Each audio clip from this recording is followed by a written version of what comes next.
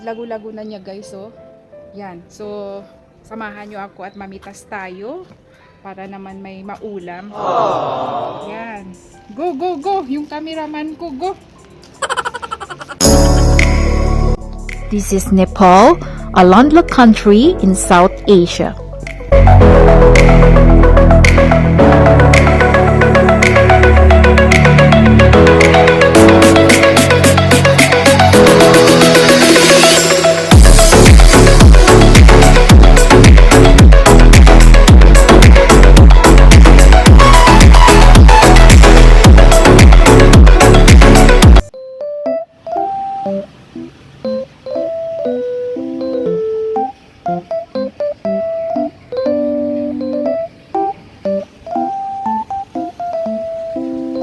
Hi guys, good morning sa inyong lahat at magandang araw sa lahat ng mga nanonood ng ating vlog. So ang ating vlog for today ay i-flex ko sa inyo guys yung aming backyard garden na kung saan every year ay nagtatanim kami ng cowlees at broccolis. Ayan, so shout out dyan sa mga mahilig sa broccolis at cowlees.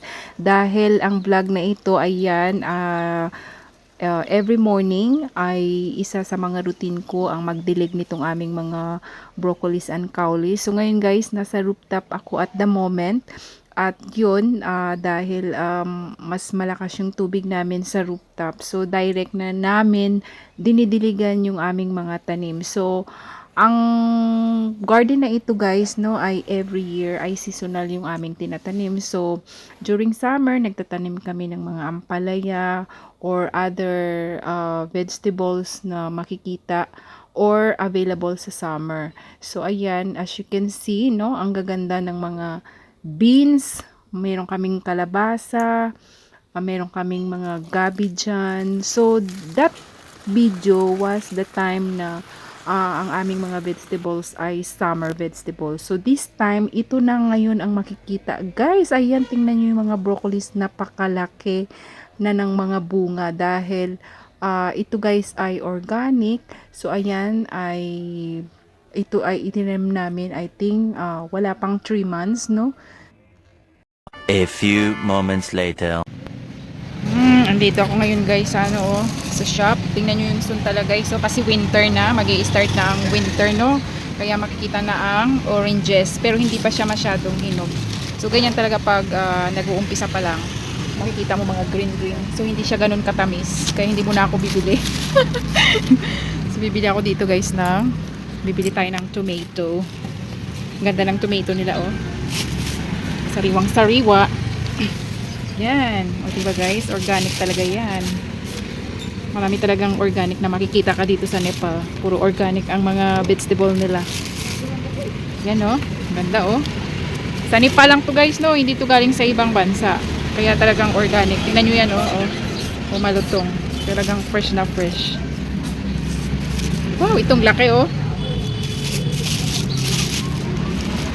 Kati fresh day, Gulbira. Kati ikidi day. 80? So 1 kilo guys is 80 rupees. Oh, 'di ba? Ganyan ka mahal. Kung hindi talaga season, no? Kung season ng mga tomato, makukuha mo lang 'to ng mga 50 rupees per kg pag season. Ibig sabihin talagang marami. Pero pag ganito na medyo hindi siya season, medyo mahal. Minsan umaabot pa siya ng 100 rupees. So 1 kilo lang yung aking bibilhin, kaya patimbang natin. Malapit lang to guys sa bahay, yung shop na to, sa yung mga vegetable niya, oh.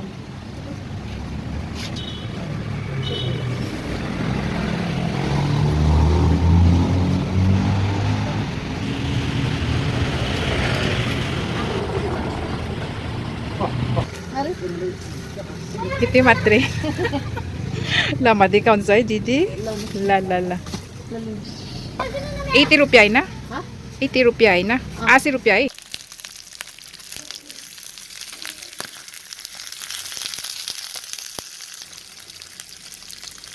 So ayan guys, no, time check, 9 o'clock na dito ng tanghali sa Nepal. So ayan, nagpe-prepare na akong prituhin itong mga isda dahil gagawa ako ng fish soup yan. So, gagawin natin itong sinabawan ng ating isda. So, sa hindi pa guys nakakaalam, no, dito sa Nepal wala kang makikitang dagat. So, ngayon ang mga isda nila dito ay galing sa mga lake.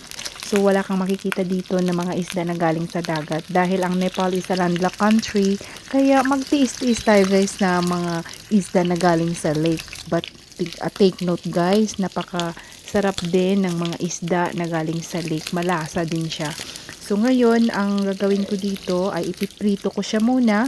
And then, gagawin ko siyang soup. Ayan. Baka isipin nyo escabeche ito guys. But, hindi ito escabeche. Dahil ang gagawin natin ay fish curry. Ayan. A few moments later.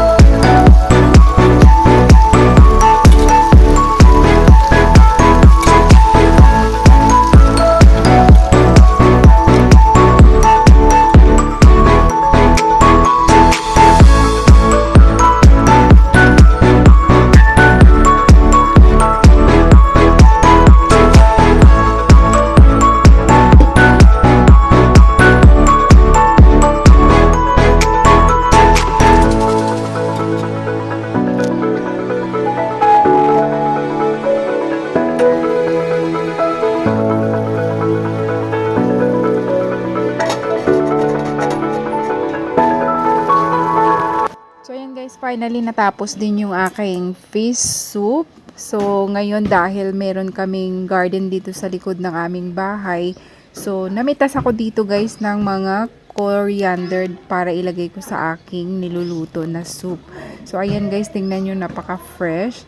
So, yun, kapag nagluluto kami, yan, kukuha na lang kami, pipitas na lang kami dito. Talagang napaka-fresh siya at napaka-organic. So, ayan guys, hindi naman siya ganun katangkad pa, no? Maliliit pa siya. And then, at the same time, meron din kaming mga onion leaves dito at mga garlic leaves. Kaya pag nagluluto kami ng mga soup talaga ay hindi na kami bibili dahil mamimitas na lang kami dito sa aming garden. Ayan.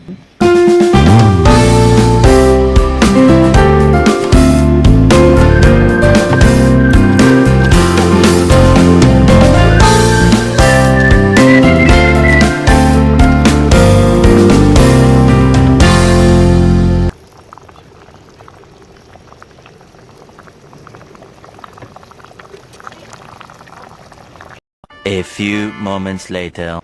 So, ayan guys, kung nakikita ninyo, meron din kami ditong mga parang pechay. So, ang tawag nila dito yan ay sag. So, very fresh din yan guys. Galing din yan sa aming garden. So, ngayon, ito ang lulutuin ko. Ito ang partner ng aking fish soup. Kaya naman, i-fry ko lang ito guys. Stir fry ko lang ito sa garlic. At talagang napakasarap na niya. So, yun. lalagyan ko lang ito ng konting soya bean. And then, i-fry lang natin siya sa garlic and ginger paste. At lagyan ng kunting asin. So, dito guys sa Nepal, no, makikita ka ng ganyang klaseng vegetable na green. Talagang kahit saan ay yun ay makikita mo dito. So, ayun guys, finally luto na yung aking fish soup. Ayan. Hi guys, good afternoon sa inyong lahat. Ayan, medyo makulimlim na dito guys kasi 5 o'clock na dito. So nandito tayo ngayon sa aming munting paraiso. Yan, kung nakikita nyo yung mga previous kong video guys, lagi kong pinapakita sa inyo dito yung aming garden, 'di ba? Kasi may mga backyard garden kami dito. So may mga tanim kami ditong seasonal na vegetable. So ngayon guys, dahil gusto kong magluto nitong green vegetable na to, yung parang pechay, tawag nila dito ay sag. So mamimitas ako dyan guys, pakita ko sa inyo kasi ayan oh, marami na siya. Yan, ang lago-lago na niya guys oh. Yan, so samahan nyo ako at mamitas tayo. So ayan guys, so tingnan nyo yan oh. So pwede nang i-harvest yan guys, kunin ko lang yung mga malalaki. Ayan. Yan, napakarami. Yan, pasok na tayo dito. Yan, o diba, ganyan na siya kalalaki. Oh, manamis-namis ito guys. Akala nyo ba, ang sarap-sarap. Yan. Malalaki lang kuhanin natin guys kasi masyado siyang masyado siyang dikit-dikit. So, lalaki pa ito guys. Kung hindi ako magkamali, ang tawag nila dito ay chaisim, 'di ba? Yan oh.